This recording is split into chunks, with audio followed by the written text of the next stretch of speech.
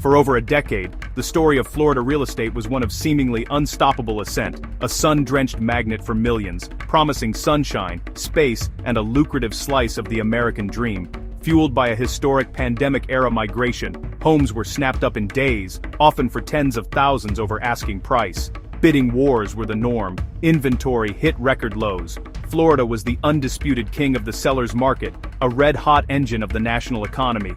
But in the fall of 2025, the climate has shifted dramatically.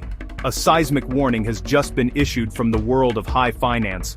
The global firm UBS has declared Miami the #1 city in the world most likely to see its housing bubble burst. This alarm bell rings through a landscape already showing signs of deep freeze. Homeowners are pulling properties off the market in record numbers. For sale signs are standing for months, not days. A state that once epitomized real estate frenzy is now being described as one of the coldest markets in the entire nation. This is not an isolated tremor. It is a statewide correction of monumental scale, a complex story of shifting demographics, soaring costs, and a federal government shutdown that is threatening to paralyze one of America's most critical economic engines. This is the Florida Real Estate Report, October 2025. Let's begin with the headline that has resounded from Wall Street to Main Street. According to UBS Global Wealth Management's latest Global Real Estate Bubble Index, Miami now sits at the very peak of bubble risk. But what does that term truly mean? A housing bubble, as defined by UBS, occurs when home prices inflate far beyond their intrinsic value, often driven by investor speculation and intense, sometimes irrational, buyer demand. The burst is the inevitable correction, a sharp, dramatic drop in prices that occurs when that unsustainable growth collides with economic reality. The signs in Miami are not just theoretical, they are visible on the ground.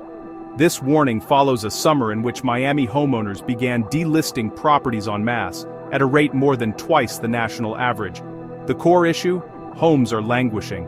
While the median U.S. home stayed listed for 58 days, Miami homes sat unsold for an additional 16 days. By September, this combination of mass delistings and stagnant inventory had formally given Miami the strongest buyer's market in the entire United States, according to data from Realtor.com. The UBS study points to a critical long-term indicator. Over the past 15 years, Miami has experienced the strongest inflation-adjusted home price growth of any major international city it examined, but that breakneck growth has now slammed into a wall.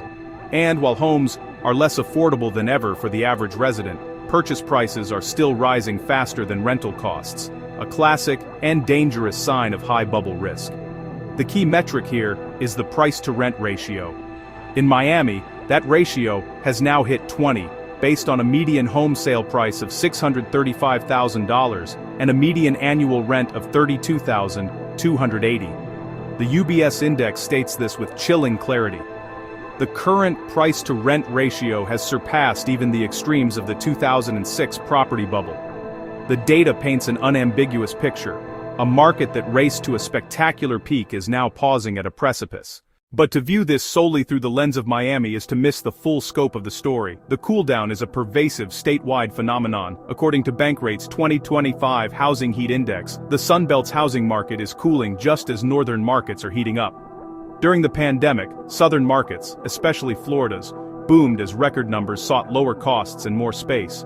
But that trend has now decisively reversed.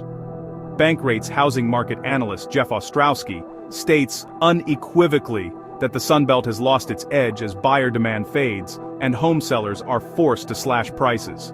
He notes a profound demographic shift. During the pandemic, Northeasterners were fleeing for the Sunbelt, but that trend has slowed and even reversed. In the North, he adds, there's just not a lot of inventory, and with limited choices, buyers are bidding up prices. Bankrate's meticulous analysis of 212 metropolitan areas tells the tale.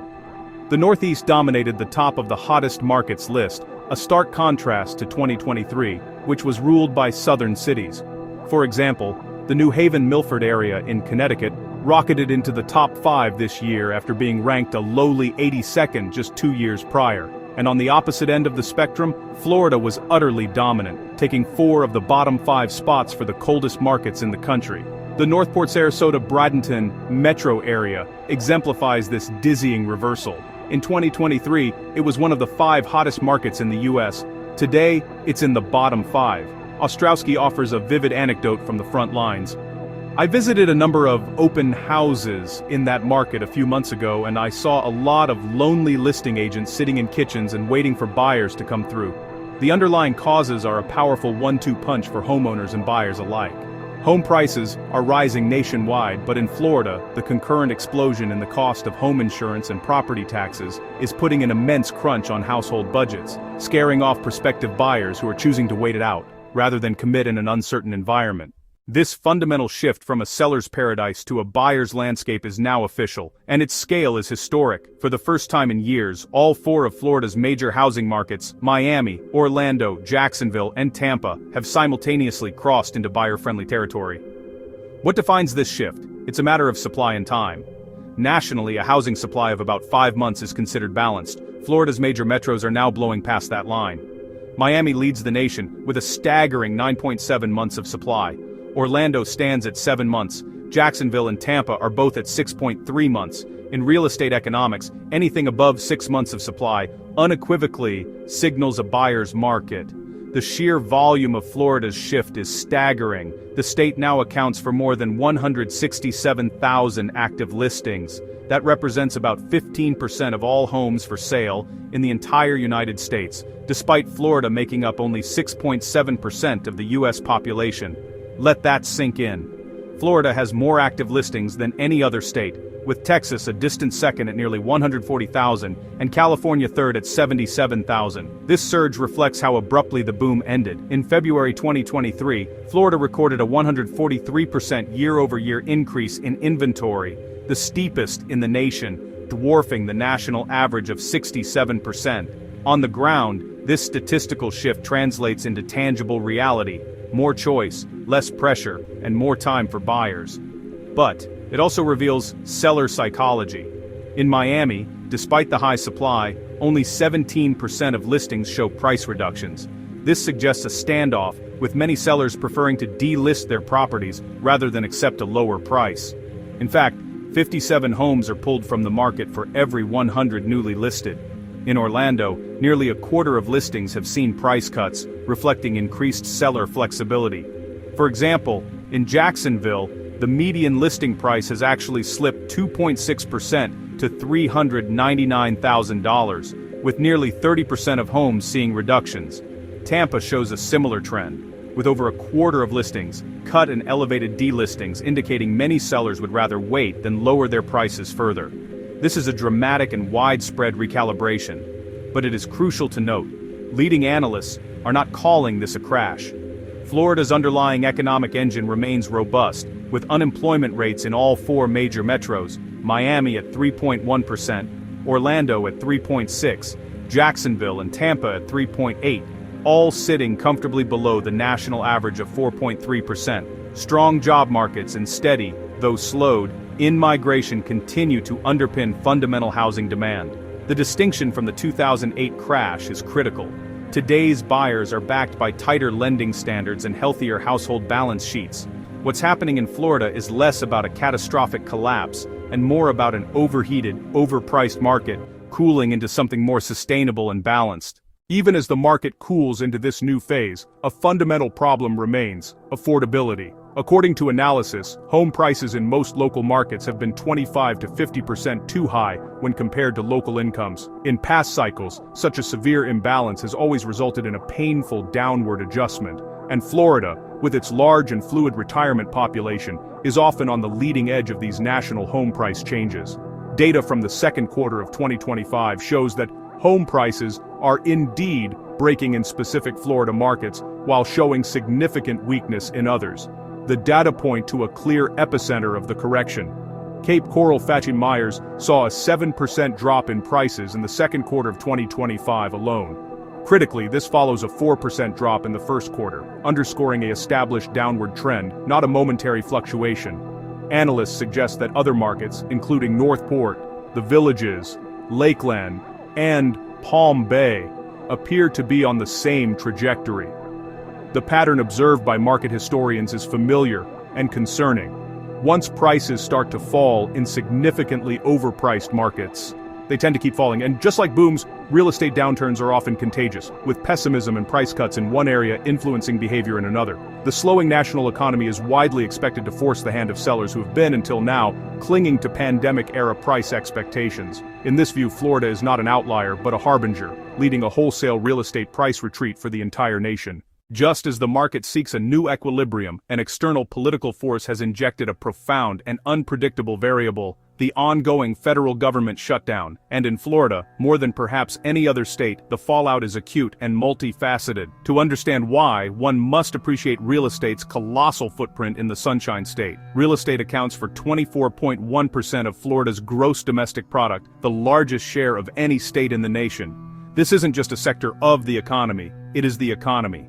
Each median-priced home sale generates about $125,000 in local economic activity and supports roughly 2 jobs. Consequently, what happens to housing in Florida doesn't stay in Florida. It ripples outward, impacting national metrics. Nowhere is the shutdown's impact more immediately visible than with the National Flood Insurance Program, or NFIP, which is now frozen. Florida sits at the absolute center of the nation's flood risk, with nearly 1.8 million NFIP policies. That's more than 1/3 of all active policies in the United States. With NFIP authorization suspended, that vital coverage is in limbo. Roughly 150,000 policies are up for renewal every single month in Florida alone. A 30-day grace period provides a temporary buffer, but it is shrinking fast. If the shutdown stretches past late October, thousands of homeowners could find themselves uninsured in the middle of hurricane season. The financial fallout from a major storm strike under these conditions would be catastrophic. This insurance paralysis is already stalling home sales at an estimated rate of 1,300 transactions per day that require flood coverage. While Fannie Mae and Freddie Mac have temporarily relaxed requirements, new construction buyers are especially vulnerable. With no existing policy to assume, they cannot secure new coverage, putting thousands of new home closings at immediate risk. The construction pipeline itself is facing new delays. Key federal permits required under the Clean Water Act are stalled, with almost 90% of Environmental Protection Agency staff furloughed. This threatens to stall projects before they even break ground, jeopardizing the construction of the 100,000 housing units Florida is estimated to need to meet underlying demand. Furthermore, federal loan programs, lifelines for first-time and rural homebuyers, have been severely disrupted. FHA and USDA loans are delayed or halted. Florida is the 7th largest recipient of USDA housing funds and ranks 3rd in the nation for FHA loan volume, which totaled $2.4 billion in June alone. These are not mere bureaucratic delays. They are deal killers, eroding the confidence of buyers, builders, and lenders in a market already strained by high mortgage rates. As one senior economist put it, the state has become a test case for what the rest of the country may soon face.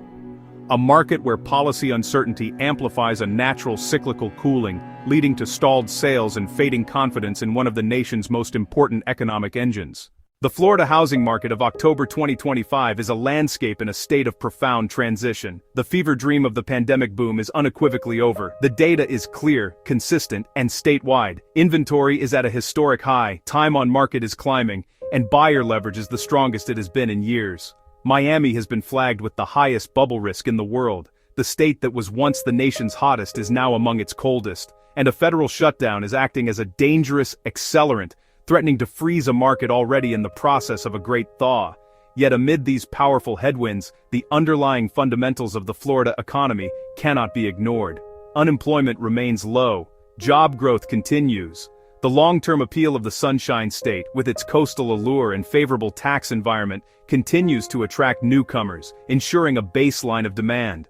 This is not 2008. This is a recalibration, a necessary and inevitable cooling of a market that became dangerously overheated and disconnected from local incomes. For years, buyers were forced to overbid, waive inspections, and make frantic decisions. Now they have options, they have time, they have negotiating power. The path forward is contingent on 2 critical factors: how quickly sellers adjust their expectations to this new, more balanced reality, and how long it takes for Washington to end a shutdown that is compounding uncertainty at the worst possible time.